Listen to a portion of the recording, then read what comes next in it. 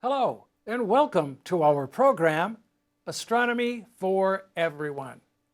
Our guest for this month's show is an extraordinary young lady named Stacy Welborne, who is really passionate about astronomy. Stacy, welcome to the program. Thank you for having me on your program. Oh, you're very welcome. Before we get into your activities and accomplishments, why don't you tell our guests a little bit about yourself? Right, I just turned 20 years old, as in the day after we filmed this episode is my 20th birthday, so yay! And honestly, we were born due to extreme complications that I don't want to get into right now. The doctors didn't know if I would live even 20 days, honestly. Yeah, so I'm feeling them completely wrong just by being here. Well, can you tell our viewers how did you get into astronomy? Right, so I was homeschooled by my mom pretty much my entire life, so she would get us, I mean me and my older sister, up frequently to go see a cool astronomy thing. Like in one of the pictures, there's me and a girl in a yellow sweater out at sunrise because there's a lunar eclipse going on in the background. That was really cool.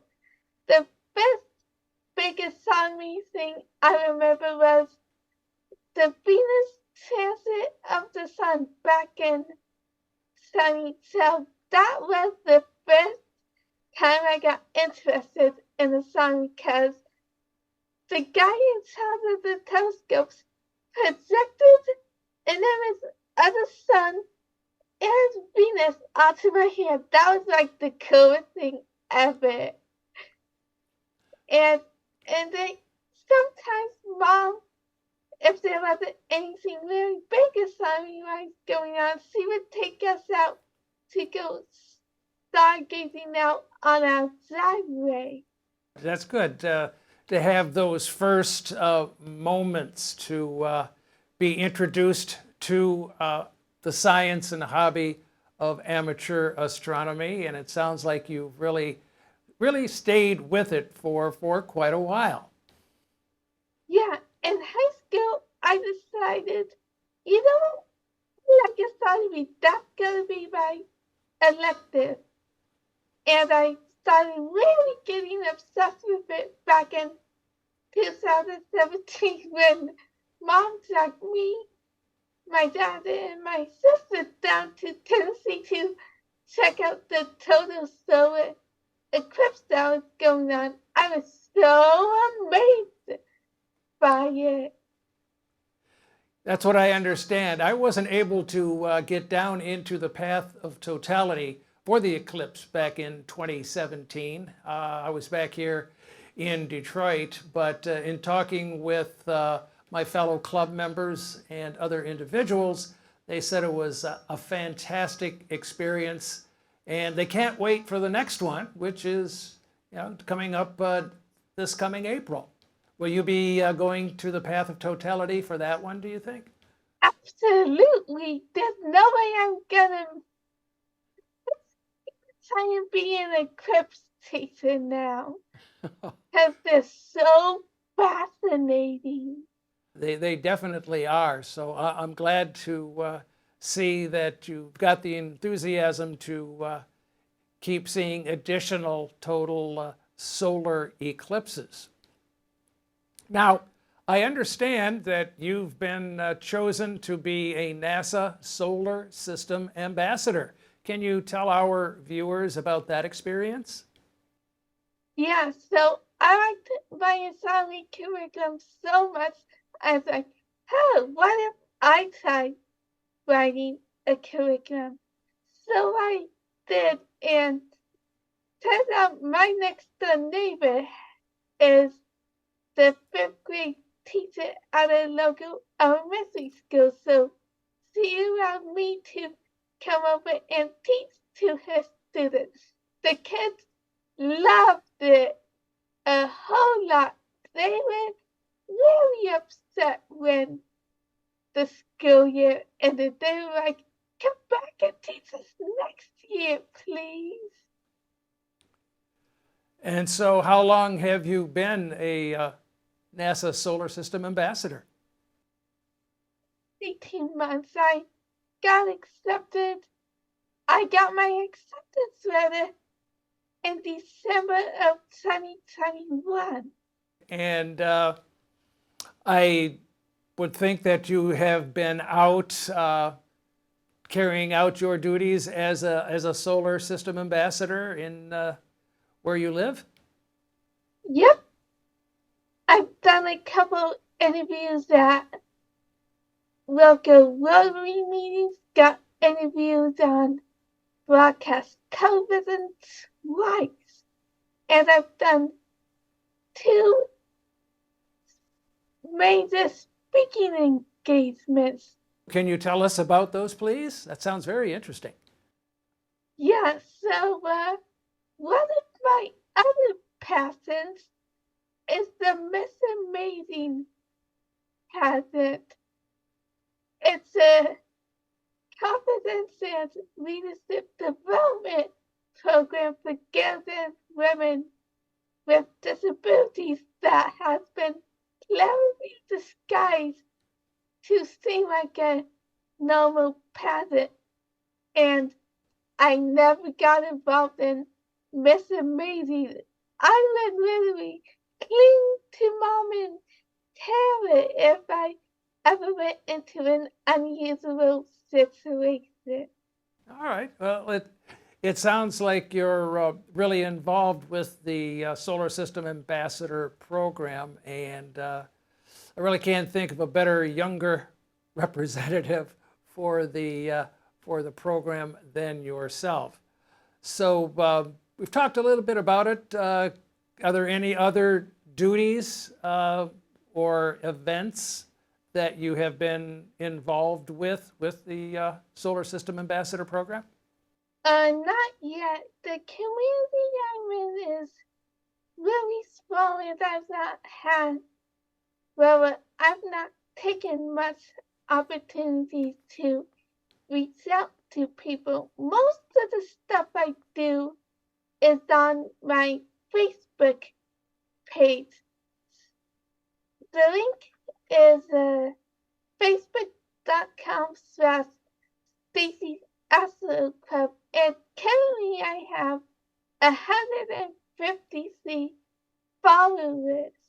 We'll put that link up on the screen for the program so that people can check that out and go to your Facebook page. That's very, very important.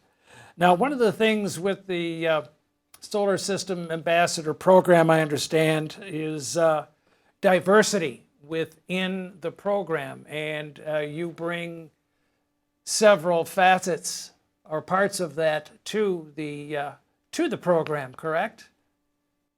Yeah, I'm only 20 years old. I'm a female who has disabilities. That is extremely rare. Mr. Brady was, by the way, Mr. Brady got started because the director realized that the demographic most likely to live in poverty was a woman with a disability, and she was determined to change that. I also live in a relatively underserved community that is mostly farmland. Okay, yeah, it's good to add diversity to any program to get different points of view so that you can reach as many people as possible with the program, sharing your knowledge from where you're coming from as far as gender and disability goes, to see that people can do that. Okay, it just doesn't have to be one type of person, but it can be many different kinds of people that can bring this forward to the general public. We're going to take a quick break right here.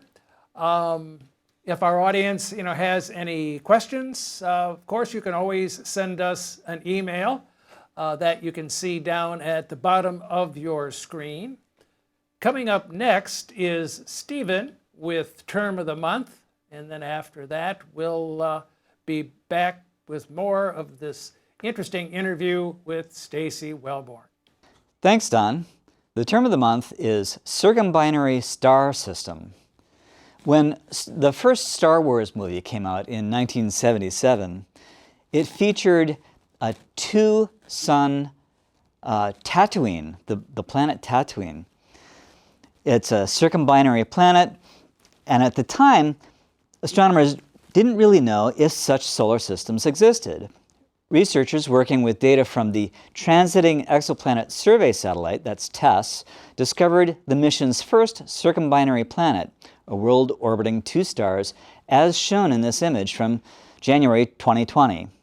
The planet, called TOI 1338b, is 6.9 times larger than Earth, or between the sizes of Neptune and Saturn. It lies in a system 1,300 light-years away in the constellation Pictor. The stars in the system make an eclipsing binary, which occurs when the stellar companions circle each other in our plane of view. One is about 10% more massive than our Sun, while the other is only a third of the Sun's mass. TOI 1338b's transits are irregular between every 93 and 95 days, and they vary in depth and duration thanks to the orbital motion of its stars. TESS only sees the transits crossing the larger star. The transits of the smaller one are too faint to detect. Its orbit is stable for at least the next 10 million years. The orbit's angle to us, however, changes enough so that the planet's transit will cease after November 2023 and resume 8 years later. And that's Term of the Month, Circumbinary Star System. Back to you, Don. Thanks, Stephen. Welcome back. We're continuing our interview with one of the youngest solar system ambassadors that I've ever met. Her name is Stacy Welborne. Now, Stacy, can you tell our viewers what you've been doing lately? Right, so back on I said, if you were looking at the bubble, you may have noticed, wait a second, why does it look bigger? That's because it is closer to Earth, and that's known as a supermoon. On Facebook, on my Facebook page, I posted a list of the upcoming supermoons, because we're basically in supermoon season now. The next full moon will be a supermoon. There's a July 3rd, August 2nd, August 31st, which is a super blue moon, and then September 3rd, I think. Let me check.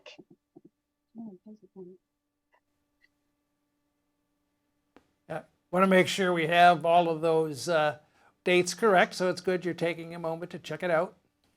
And September 23rd. I knew there was a slate in the September date. What else have you been doing? My favorite thing that I've done so far is when back in 2021, I think it was really the day before I got my acceptance letter, I went out with some neighbor kids and tried to show them Comet Leonard, but unfortunately it was too dim for us to see it where we were. So instead, Mom and I showed off different things with our telescopes, like the Pleiades and the full moon as it rose over the nearby cornfield. Later, I was helping that family wrap Christmas gifts because their mom was rather sick and couldn't do it by herself. One of the gifts was surprisingly a little pair of binoculars. And like, huh. And then I looked closely. These are not fun type binoculars. These are professional astronomy binoculars. Then when I was delivering the presents, I asked their mom, and she said, yeah, your astronomy lesson inspires one of my daughters to love astronomy, and she asked for a good pair of binoculars for her Christmas present. I felt so happy when I found out about that. Oh, for sure, a pair of binoculars is a very, very nice gift. Now, I understand that you've been giving interviews and presentations. Can you tell our viewers about some of those?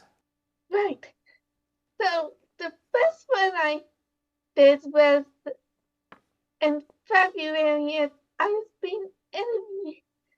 No, not this February, February of 2022, where I was being interviewed by WLFI. And then a few days later, Miss TV8 wanted to interview me.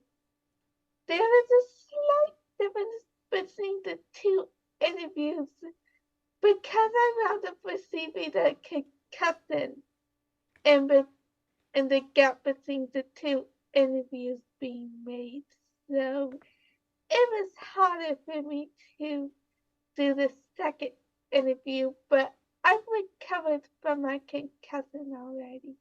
And well, I know you gave a talk to the Warren Astronomical Society here in suburban Detroit, and that's how I became familiar with you from seeing you do that talk. You could tell our viewers about that one. Yeah, so I have this PowerPoint that I use whenever I'm doing speeches with people. It explains how I got started with astronomy, what I've managed to do so far, getting accepted, teaching my astronomy curriculum, getting accepted as a NASA Solar System Ambassador, my TV interviews, doing the Miss Amazing pageant. In case you're wondering, I will run the Indiana team title and got national first runner-up when I went to the national pageant. So that was amazing, obviously. And then I like to challenge people saying, what star do you want to reach for today? At the end of my talks, as a way to inspire people to go out and reach beyond other people's expectations. Exactly, exactly. It's always, as they say, reach for the stars. So you've done really, really well. Now, what is your most favorite thing that you've done? Well, other than going out assigning to some kids, I got to watch the web photos being with. I got to watch the James Webb Space Telescope best photos being released, and I was so amazed by them. I asked Mom if she could pattern my birthday cake after one of those photos, which he did, and it was delicious. Birthday cake. That sounds really good about now, actually. I'm just wondering real quick, we had toward the latter part of last week, there was quite a solar storm and the northern lights. Was it clear where you are, and did they come down that far? I could say we're here in Metro Detroit, and I know you're in Indiana. Were you able to see them? I did not. Oh, yeah, well, it was cloudy here, so we really didn't get a chance to get a look at them. But with the solar maximum increasing, moving toward that maximum, hopefully we'll be able to have some more northern lights, and they'll be strong enough to reach far enough so that we can all be able to see them. Yeah, that would be awesome. Yes, yes, it would. They're quite something to see. Now, in about the last, we got about 2 minutes, minute and a half to go. What would you like to tell our audience about what you're doing as a young woman with a disability, putting herself out there to the public to talk about astronomy? It's actually quite simple. You just contact people saying, hey, I'm the local NASA Solar System Ambassador, and I can provide a talk or lessons about astronomy. Are you interested in me doing so? And then I wait for their response. Afterwards, my community outreach manager usually sets up the date and the time. It helps me get prepared. Stacy, I want to tell you it has been a pleasure talking with you on our program. I want to thank you so much for agreeing to be a part of it, because I think you have a very important message to tell our audience. So again, thank you very much for being on the show. For our viewers, please check the Ford Club website. You can see the address to that down at the bottom of your screen. We'll also have Stacy's Facebook link as well, if you want to check that out, and please do. And coming up next with What's Up in the Night Sky is Stephen. Thanks, Don. What's up in the night sky for August 2023? In the north, we're moving toward the equinox. So in the north, we're having shorter days going towards winter. And in the south, we're having longer days up to the equinox. August starts with a full moon on the 1st. Then the third quarter is on August 8th. The new moon, which is also a small moon, is on the 16th. It's so small you can't see it. And then on the 24th, we have the first quarter. And then finally, on the 30th, we have an August blue supermoon. So it's not blue because it's sad, it's blue because a blue moon by the Sky and Telescope definition is the second full moon in a calendar month. And it's a supermoon because that is easier to say than lunar syzygy at apogee. And it also suggests that it's a little bit larger. How much larger? Well, I'll put it this way. You should cut the pizza into 4 slices because I can't eat 6. So then we have Mars, Mercury, and Venus shown here on the 1st of August. Mercury sets and is best at the beginning of the month. Max western elongation is on the 9th, and aphelion is on the 10th. And these sort of cancel each other out. It's not going to be a super wide separation from the sun. And then Mars is also right there, and it sets a little bit after the sun as well. And Venus, which is really quite close to the sun, Venus goes from setting in the evening to rising before sunrise in the morning.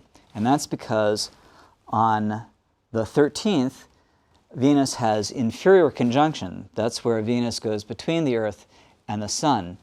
Now, here we see Venus sort of below the sun. That's a northern hemisphere sort of point of view. A southern hemisphere, it would be above the sun, but it is not a transit. And typically it isn't a transit. Next one is 90 years or so. So then we have Saturn, Neptune, Jupiter, and Uranus. And these are all pretty much up in the sky all night. Saturn has opposition toward the end of the month on the 27th. Neptune rises from 2 hours after sunset to an hour after sunset over the month. Uranus rises 4 hours after sunset to about 2 hours after sunset, and Saturn is Saturn is really up all night. Then we have Venus, Uranus, Jupiter, and Neptune. Now, the big gas giants, or the big giants, I'm not terribly concerned. This is Venus in the morning on the 31st of August. So it really is there in the morning. And then finally, Pluto, because we're only interested in Pluto here. It's not that far from Saturn. This is on the 15th of the month for no real reason. Pluto is at about midnight, at about local midnight. So the sky is dark. You'll need a 14-inch, a 10-inch, probably 12-inch telescope to see it. It's like 14.5 magnitude. And you'll need a sky chart much better than this. But Pluto is a good watch at this time of year. We just had opposition on the 27th of July, and the sky is dark, etc. It's a point-like object. It does well even with light pollution. And that is what's up in the night sky for August 2023. Remember, the show is free, but we may tax your brain.